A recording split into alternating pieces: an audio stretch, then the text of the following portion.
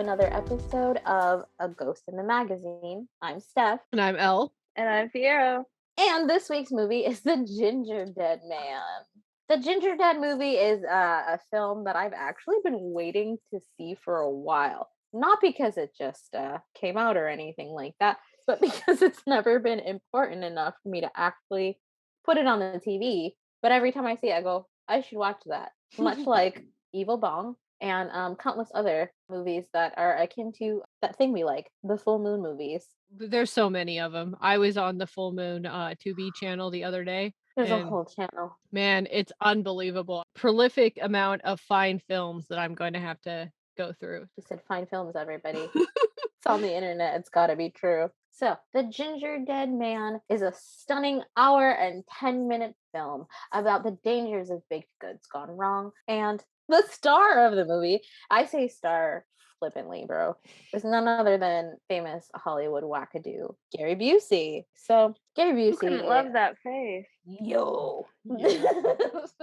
I mean, I sure do. Wink. His mom must, because his mom's the one who starts all this. You are correct. So a lot like in Friday the 13th, and freaking Jason's mom is like Karen times 8 million. The things you do for your children, even when your children are shitty. Yeah. Is it a white horror story without the incest? The Oedipus complex? Yeah. How can they have a serial killer otherwise? Unless it's his mom's fault, they can't put it on TV. That's incredibly valid. It's like the law of horror. This white guy who's awful, let's make it his mom's fault. Yep. Bitchin'. Somehow we'll find a way. It's just for it being an hour and 10 minutes, they really didn't even have to do all that. They didn't have to do That any of was this. a point I thought of, because I was like, they could have went more camp with this. I didn't really even need a plot. If this is your set, why try and make a plot? If this is the accents of your actors, why give me a plot? I'm not listening to the plot. I'm listening to that fucking Texan drawl or whatever the hell that was coming out of every single one of the actors except for Gary Busey. And they talked so slow. Like it was not normal people speed at all. It's like they were trying to make up for the fact that it was only an hour and 10 minutes by drawing out the speech. There was an entire scene that was just her laying out the dough, cutting out the gingerbread man with this crazy full orchestra jazz behind her. How do we make this scary? It's the Great British Bake Off, but with a full concession band. It sucks. Oh my gosh. So when you say the Great British Bake Off, you mean like where Sweeney Todd is from? All both movies include someone getting pushed into an oven to get murdered in the end. See, I may be big, but I can't finish. You may be baked, but so is Millard Findlemeyer. This movie came out in 2005, which surprised me. Wow. No way. I didn't even look. There's no fucking way. It was super 90s looking. It was so 90s. I am disgusted and confused. I tried to look in the production. This had to be a student film, right? It's a Charles Band film. Yeah. Yeah, he kind of does these things. Which makes sense for it to be a full moon picture. Yeah. It's very does he do it for fun at least? Like, I guess if he's enjoying himself, it's no harm. But yeah, I feel like he does it for the ladies and keeps forgetting the ladies don't come. We do have the amazing Tim Thomerson, who is a part of this whole full moon entourage. Grandpa Highcock. Oh, yeah. The only fact on Wikipedia about this film's production is that Gary Busey was apparently paid $25,000 to be in it. That's on fucking budget, right? Am I right? I don't see budget. He expected him to turn down the offer, but Gary Busey was like, yeah, sure, whatever. Gary Busey's broke, bro. Why would you expect him to turn down $25,000? I'm pretty sure in 2005 he said that. Okay, fair. In the 90s he wasn't, but probably in 2005, you know. Yeah. How Tiger King could literally be in anything right now. He would accept any offer. Yes, because he needs money. Fun fact, at my last job before the dispensary, the wonderful customer service manager dressed up like for Halloween. He just printed out Gary Busey's face and put it on a stick. Put it in front of his face like a mask, and then we kept it. Like it was hanging up around the office. All right, so Gary Busey plays a badass serial killer named Millard Findlemeyer, and fair. Something like that. And he's the most like monotone person who's trying to rob a thing I've ever encountered. I thought he put his whole Garrissy into that role. Yo, okay. Gary Bussey. That's way better. Thank you, Elle. This is not right. I'm sorry. We are never gonna make it. You completed the joke for me. You did it wonderfully. I was like, I knew Garrissy was not it, and you filled in the blank for me because I ran out of energy. All right, well, okay, shit gets crazy and he murders this girl's brother and father because they tried to stop him and he let her live because she didn't do anything. I'm low-key mad that the father and son's names are Jeremy and James and not Jesse and James, but I digress. I thought I remember her getting shot. She gets shot and then he says verbally that he's not gonna kill her because we wouldn't know that he's not gonna kill her unless he said it out loud. Correct. We are, simple creatures. So the writers were very courteous in giving us that statement because the actors did not. So Findelmindel dies, he doesn't just die. He gets arrested because he just killed these folks, and he gets the electric chair, and then he's cremated, and his bitch mom mixes his ashes with flour like a fucking lunatic and drops them off at this girl's bakery. Here's my thing. Why, if you get surprise flour at your door, are you going to use it? There was like so many health code violations in this fucking bakery to begin with. Like this guy fucking full on bleeds into it to like activate the spell. Like, Holy Spirit, activate. More like fucking hepatitis activate. That's why he was so shiny. They have the absolute weirdest looking, I don't know, kitchen. I don't understand it. The oven is confusing to me. It's like the kiln in Hocus Pocus where they trap the witches in. Yeah, it's like a whole ass room. Yes. Why the fuck are they a rinky-dink little bakery, but their oven is a whole ass room? And she puts a single fucking cookie in it too. Okay. But to be fair, that is not near the production. No, and if Fiero mentioned the mixing of the gingerbread dough, I've never made gingerbread cookies from scratch. I prefer to buy the little house pieces already made and then put them together. And I won't buy the people because I don't like people. So I've never seen the dough before it's actually a cookie, but that shit looked like actual bread dough. It was not cookie dough. And I have made gingerbread cookies from scratch because I have to eat everything gluten-free. So I thought that too. I was like, what the fuck? Why is the cookie dough rising? And when she was rolling it out and shit, it was making noises. Macaroni in a pot noises. Yep. It was unsettling. You'd think if she was like this bakery owner, because her dad and brother died, who I guess were probably owner and his heir apparent, and now she's stuck with this bakery for 2 years because she says it's been 2 years since they died. She would know the difference between like bread dough and gingerbread dough, but Yeah, especially since the mom is apparently a raging alcoholic and can't do anything. Can I talk about how much I love the mom? Oh my God. She popped on the screen with that blonde wig, a rifle, and what was that? A bottle of Jack? Yeah. I saw that and I was like, Grandma? I've never felt more represented in media than by that old, angry, drunk woman. I really love that for you. And also, low-key glad she didn't die. She didn't die, right? No. She got nerfed near the beginning of the film. Her finger got cut off, and then she was like near death for the rest of the film. She should have got her finger cut off. And you know why? Because whether you're drunk or not, you know that shit's not right. Don't touch it. Don't. And she slow motion touched it. And oh my God, that scene was so creepy because he was just literally standing there making Gary Busey noises. They didn't have the budget to make the puppet like move or anything, so it was just his face superimposed on this thing. I hate it very, very much. Okay. Bad vibes. Yeah, he got that way because they put, there was the blood, Brick. Got stupid names. Is his name fucking Brick though? Really? Yes. Brick Bardo, Brick Fields. Is it Mrs. Fields Cookies, like a brand of cookies? Yes.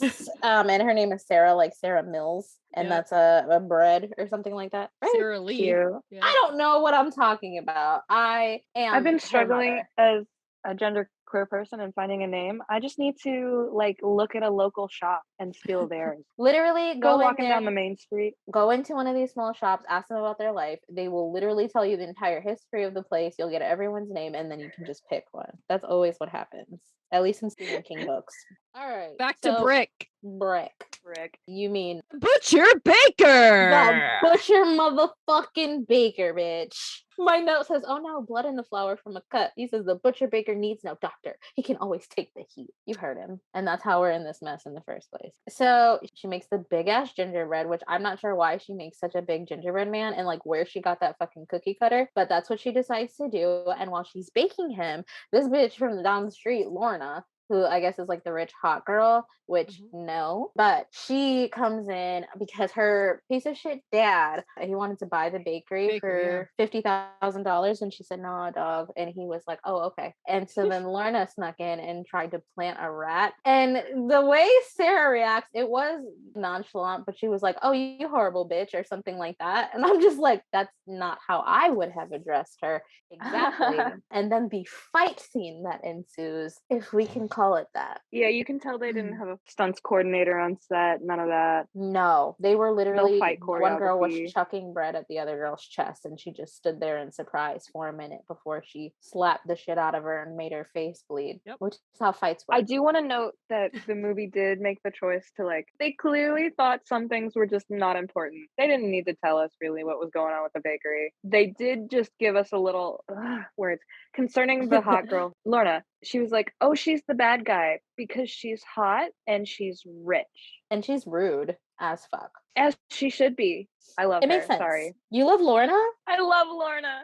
It might be a gay thing because she kind of reminds me of like my high school bullies, but like I have to ask though, that was a big vat of dough. She only made one cookie. It would have made even that big ass cookie, it would have made more. Oh, Do she you threw the think rest of it away. I didn't see it. I'm making that up. I have no idea. that's the setup they do for the sequel is that there's a bunch of fucking little ones. Don't talk to me right now. I don't want to think about that. A Would be sequel. fucking hideous. I gotta watch that. Oh no! At the end, there were all those little guys.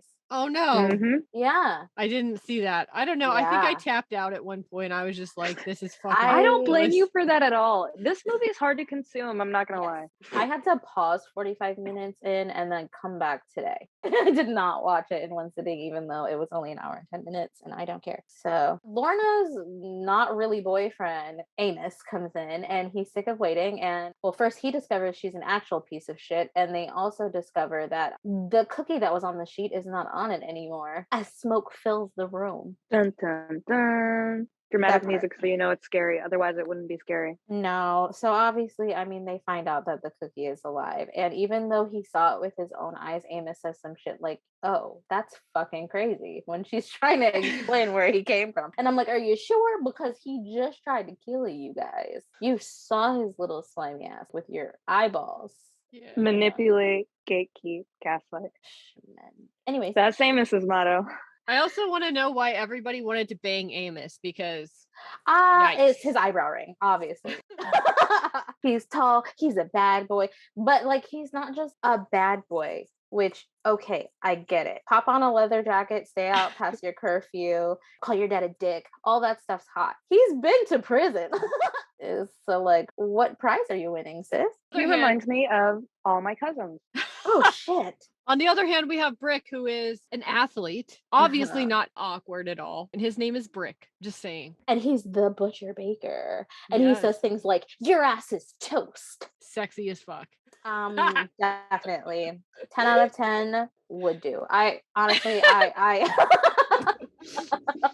got lost. I mean, like, I'm into it, but only so I can top the hell out of this motherfucker. I mean, he seems like he needs it. Someone's got to do it.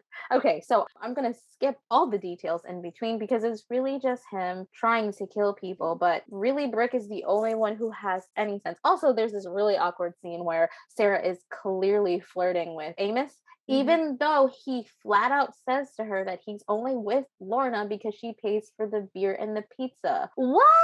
And he's the prize. Remember when it was like, hey, how do you be sexy? Disrespect women. Verbally abuse women casually in a casual setting. They fucking love it. And what? This movie came out in 2005.